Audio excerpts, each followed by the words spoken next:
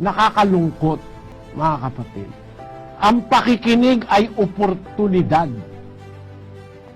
Hindi sa lahat ng panahon, maaari kang makinig.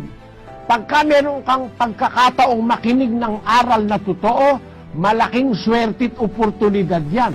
Pero yung oportunidad na yan, ginugol mo sa pagkukomputer, o kaya sa pakikipagchismisan doon sa katabi mo, o kaya pakikipagkwentuhan, o kaya natulog ka, kawawa naman ang ganyan, mga kapatid. Nagsipurol na sa pakikinig.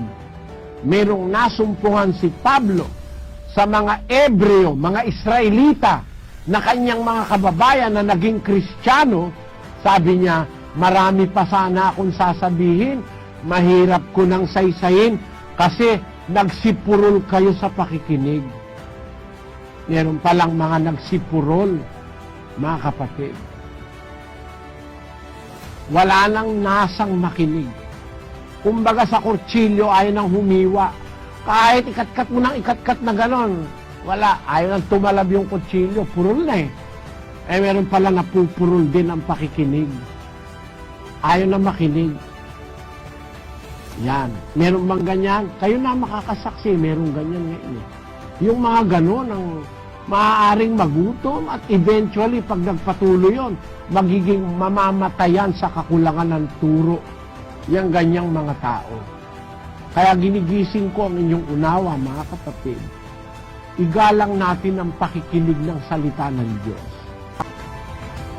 Mga kapatid, sa lahat ng lokal, mayroong isang kapatid na sa kasalukuyan ng pasalamat nagko-computer, naglalaro ng game.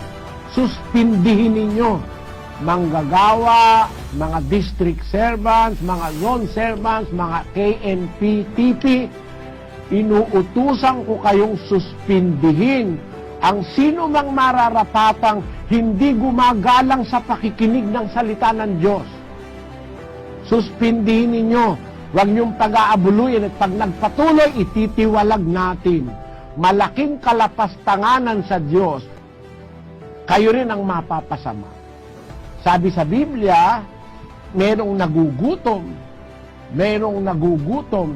namamatay sa kakulangan ng turo. Bakit kakulangan ng turo? Hindi dahil nagkulang yung nagtuturo, kundi dahil sa nagsipurol kayo sa pakikinig, ang sabi ni Apostol Pablo.